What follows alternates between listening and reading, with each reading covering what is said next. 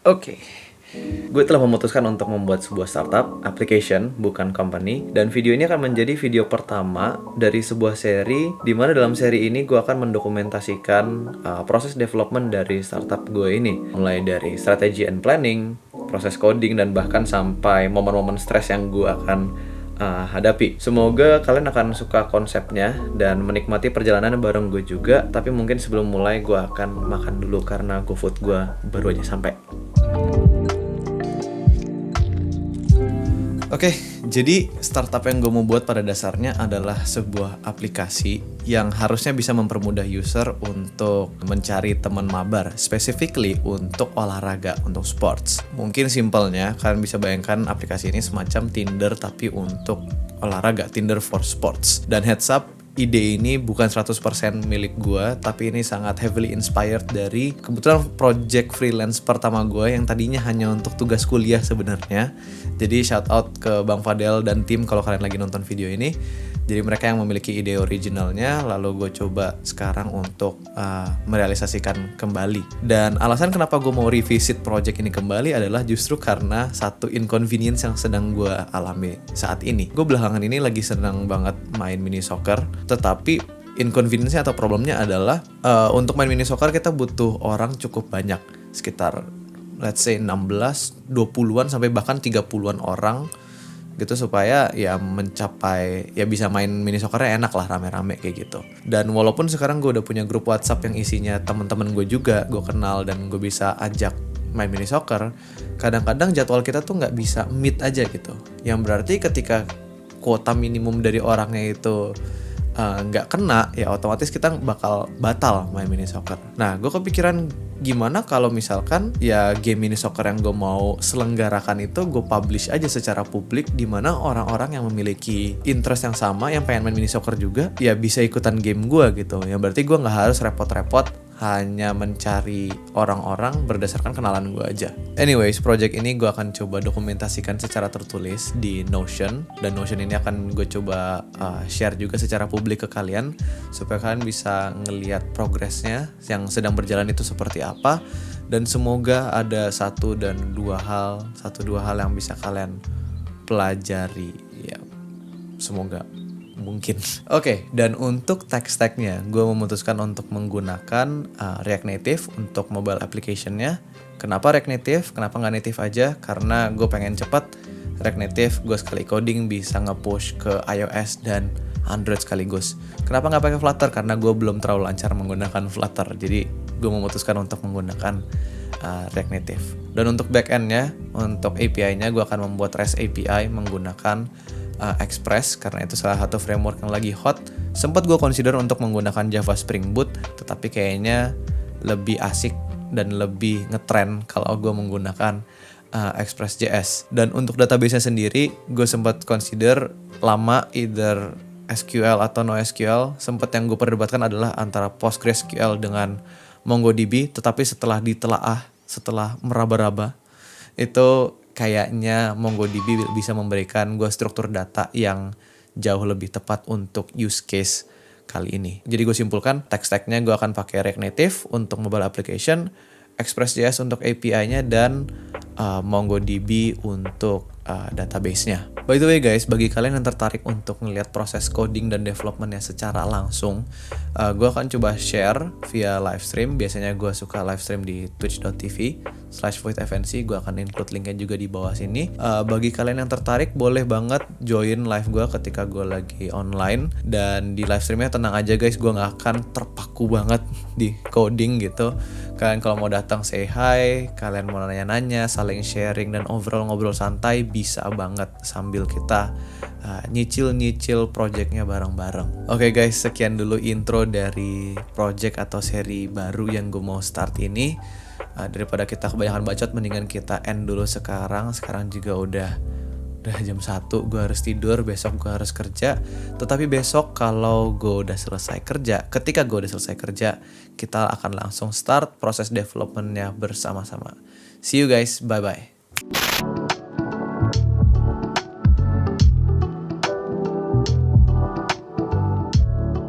Oke guys, gue udah berhasil ngelarin semua kerjaan kantor gue.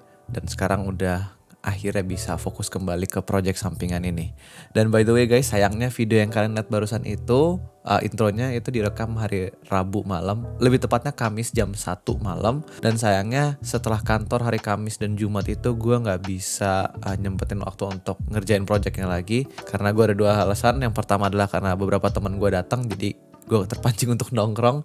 Dan kedua adalah ini satu tantangan bagi gue, dan gue rasa juga kalian mungkin hadapi juga, yaitu procrastination sih. Jadi kadang-kadang gue suka ngulur-ngulur waktu aja untuk menghindari kerjaan-kerjaan yang harusnya gue kelarin. Khususnya apalagi sekarang itu harus gue dokumentasiin yang gue akan kerjain. Jadi menurut gue ada tantangan tersendiri aja bagi gue untuk ngobrol di depan kamera. Menurut gue masih kadang-kadang masih agak awkward aja. Sekarang kita langsung start aja proses developmentnya. Dan by the way, untuk video kali ini kita belum akan mulai coding dulu. Gue akan masuk ke fase ideation dulu dari sebuah produk. Dan bagi kalian yang nggak tahu proses ideation itu apa, basically ini adalah proses brainstorming aja, dimana kita lempar ide sana sini, terus kita catat, abis itu kita kumpulkan jadi satu summary, mungkin bisa dikatakan ya kurang lebih seperti itu. Dan sebenarnya proses ini udah gue lakukan sendiri di otak gue udah melempar ide juga sana sini, udah gue tuangkan juga sedikit ke sebuah note taking app di Notion gue. Dan yang mau gue lakukan hari ini adalah sebelum gue bisa mulai coding, gue akan nyusun user storiesnya dulu. Jadi gue akan tahu fitur-fiturnya itu kira-kira ada apa aja. Habis itu gue akan bikin semacam kayak to-do list supaya gue bisa selalu keep track project gue ini sekarang fitur apa yang lagi dikerjain, dan nanti harus ngerjain fitur-fitur apa lagi berikutnya. By the way, kalau kalian mau sebuah video tentang project management, leave a comment down below. Nanti mungkin gue akan consider untuk bikin juga berbagai macam tipe project management. Anyway, langsung aja gue akan buka Notion gue dan kita akan mulai proses developmentnya sama-sama. Oke, sekarang kita udah di Notion, dan bagi kalian yang belum tahu, mungkin Notion itu adalah sebuah note taking app yang sangat powerful. Jadi gue sangat rekomen kalian untuk coba cari tahu lebih lanjut lagi tentang Notion. Tapi anyway, di sini gue udah nge-set up sebuah page. Dan sebenarnya udah ada isinya sedikit.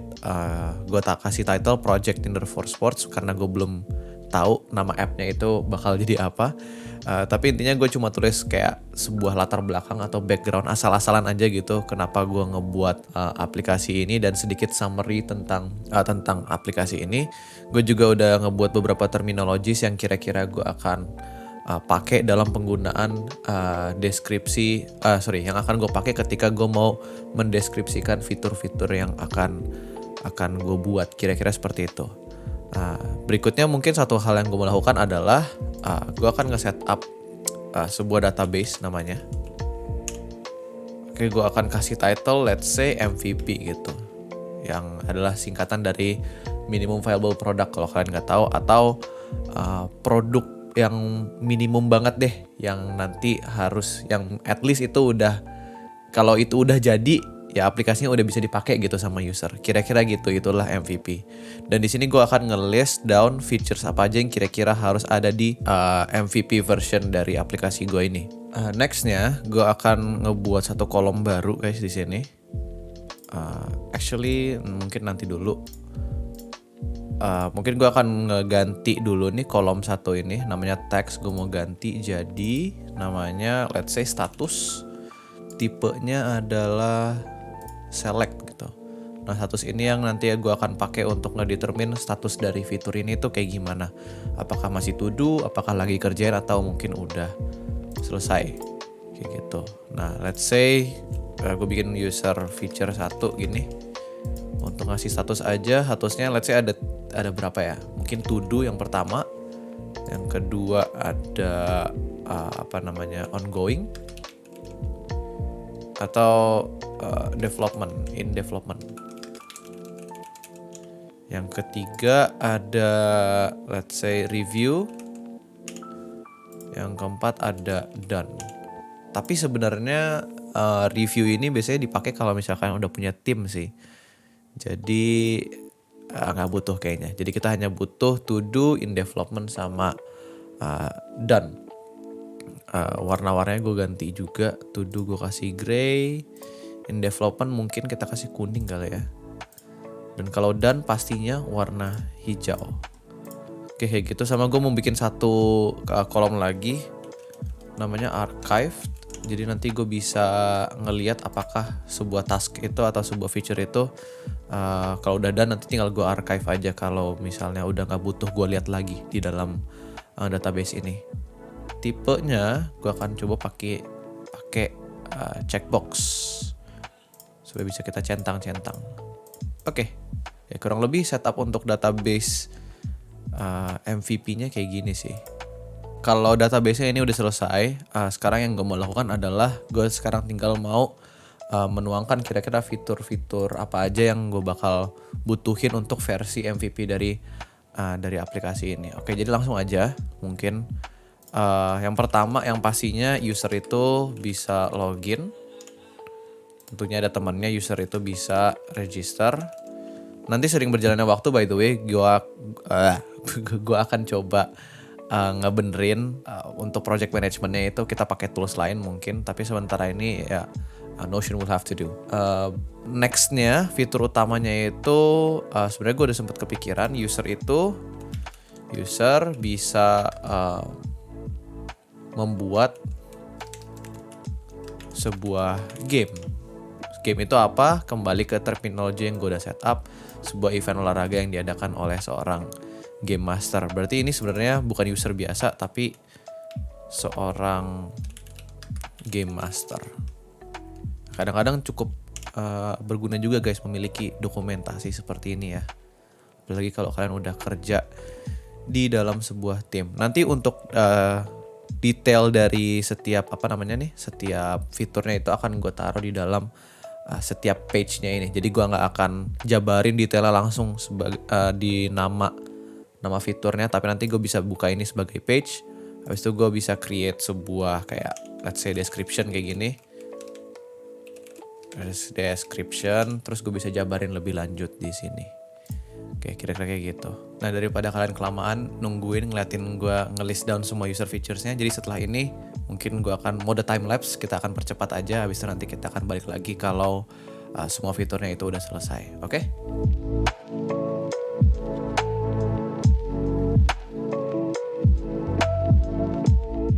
Oke, kira-kira ini sih list features yang bakal menjadi versi MVP dari aplikasi gue. Di sini user itu udah bisa ya login dan register tentunya, dan functionality utamanya itu udah selesai. Jadi dia bisa ngebuat game, habis itu bisa ngejoin game, intinya kan itu. Habis itu ya ada detail-detail minor lagi seperti kayak history game yang pernah dia join maupun yang dia buat, ngelihat detail dari gamenya kayak yang ngejoin itu siapa aja, yang udah bayar berapa aja, dan maksimumnya gimana. Sorry by the way background noise dari nyokap gue bersin kasihan. Tapi intinya semua featuresnya kira-kira udah jadi untuk versi MVP-nya. Gue akan coba bikin satu section lagi di bawah sini mungkin. Gue akan namain mungkin future developments. Dan di sini gue akan list down kayak fitur-fitur tambahan yang kira-kira nanti gue akan coba develop ketika MVP-nya nih udah jadi. Yang satu sebenarnya gue udah kepikiran adalah dia itu gue akan bikin kayak vendor app gitu yang bersifat kayak langsung aja gue tulis deh daripada lupa, yang bersifat seperti merchant GoFood gitu, GoFood atau Grab, yang nggak apa-apa kan lah ya kalau gue sebut merek. Tapi intinya kayak gitu supaya nanti kan nanti ada kemungkinan ketika gue menjadi seorang game master, gue harus booking secara manual dong ke pemilik tempatnya. Let's say lagi main basket gitu, harus nyewa ke vendor atau pemilik tempat lapangan basketnya ini secara manual gitu. Nah nanti kedepannya gue pengen bisa si vendornya itu punya aplikasi ini juga, tapi yang bersifat sebagai vendor, dimana kalau misalnya game master ngebuat game, dia itu akan otomatis ngebooking ke si vendor ini langsung supaya nggak usah ya nggak ngerepotin game master juga, sama ya memiliki ekosistem yang lebih mantep aja gitu sih gitu. Sama yang berikutnya yang pastinya user itu bisa bayar lewat payment gateway, karena sementara ini untuk metode pembayaran kalau kalian lihat di sini dia masih menggunakan upload bukti transfer manual langsung ke game masternya. Nanti game master yang ngumpulin duitnya baru nanti dia kasih. Tapi nanti dengan adanya vendor app itu kan kita nggak butuh lagi. Tapi karena kompleksitasnya terlalu tinggi, makanya gue taruh ke future development saja. Ini MVP-nya gue akan pakai untuk membuktikan aja bahwa aplikasinya ini ada usernya gitu, usernya mau pakai dan udah bisa jalan. Dan sekali lagi by the way, kalian bisa ngelihat semua ini semua akan gue share, gue akan taruh di description di bawah supaya kalian bisa ngebaca-baca lagi. Kalian nggak bisa edit ya yang pastinya ya. Kalian bisa baca-baca lagi dan kalian bisa ngelihat status dari semua task gue tuh kayak gimana sih sebenarnya. Dan nanti di dalam task gue ini gue akan berikan sebenarnya ada satu hal yang gue kelupaan, yaitu sebenarnya gue bisa bikin template di sini guys. Nih, ini bisa kayak title, task title gitu. Habis itu di dalamnya ini sebenarnya gue bisa bikin beberapa hal. Yang pertama, let's say kayak description-nya kan, description dari tasknya itu apa. Habis itu gue bisa bikin juga subtask namanya. Jadi misalkan task ini tuh ada rentetan task lagi yang harus gue gue selesain gitu. Nah ini gue bisa bikin lagi nih. Terus gue bisa bikin to-do list di sini. Jadi kayak task 1, task 2 gitu yang kira-kira gue butuh untuk menyelesaikan main tasknya ini. Dan yang terakhir mungkin gue bisa bikin GitHub pull request. Nah ini nanti source code-nya gue akan upload di GitHub by the way. Dan kalian bisa ngelihat dia itu, gue akan send link untuk pull request-nya. Jadi untuk setiap feature itu pull request-nya itu yang mana kayak gitu. Untuk memberikan lebih banyak transparansi aja ke kalian. Nah, seharusnya gue bikin template dulu kayak gini guys, baru gue tambah-tambahin fitur-fiturnya. Tapi karena udah terlanjut, ya udahlah, nggak apa-apa. Oke, sekarang ada satu hal terakhir yang harus gue lakukan, yaitu kalau menurut gue agak susah aja gue untuk nge-track progress dari semua features yang gue miliki kalau bentuknya sebuah table. Tapi untungnya Notion itu punya satu feature di mana kita bisa ngebikin sebuah view. Kayak di sini gue akan ngebuat view, tipenya board, view name-nya let's say feature list atau development progress kayak gini. Nah di sini dia akan ngebuat bentuknya itu berubah menjadi kayak board kayak gini. Kalau tadi kan bentuknya tabel seperti ini. Nah ini kalau misalnya gue ganti, ini jadi board. Jadi kayak cards gitu yang gue bisa pindahin dari done to do in development gitu-gitu. Dan ini surutannya ngaco ya. Harusnya to do in development. Dan ini harusnya ini masih to do. Ntar gue rapihin dulu sedikit. Ini gue ganti to do dulu semuanya. Editor by the way, bagian sini kita timelapse aja supaya nggak ngerepotin. Oke, ini semua udah gue kasih jadi, gue bikin jadi to do semua. Nah ini kalau gue ganti ke development progress, nah ini kalian bisa lihat bahwa semuanya ini progressnya sedang to do gitu. Nanti kalau misalnya gue lagi ngerjain sesuatu, gue tinggal geser kayak in development kayak gitu. Kalau udah selesai, tinggal geser ke done, kan jauh lebih praktis kayak gitu. Oke, sekarang kayaknya cukup sampai di sini dulu guys. Kita udah berhasil nge-setup projectnya, udah bikin dokumentasi kecil-kecilan, kita udah berhasil nge-list down kira-kira featuresnya apa aja yang dibutuhkan untuk versi MVP aplikasinya. Kita juga udah buat ini sebuah development progress board yang bisa kalian periksa juga untuk mantau aja progress developmentnya itu kira-kira udah sampai mana. Dan besok rencananya gue akan coba mulai coding. Lebih tepatnya gue akan coba mulai bikin desain dari database-nya. Jadi gue akan modeling skemanya kira-kira butuhnya seperti apa, fields apa aja yang dibutuhkan, struktur datanya seperti apa, dan seterusnya. Dan by the way jangan lupa juga proses coding ini biasanya gue live stream di Twitch. Dan pastinya akan memiliki versi terupdate dari aplikasinya. Karena kan kalau YouTube ya perlu proses editing gitu. So if you want to see the most updated version of the app, then please do come join me on stream kalau gue lagi online, dan ya kita bisa sambil ngobrol-ngobrol santai aja. Oke, palingan sampai di situ dulu guys. Until we meet again on the next episode. Bye bye.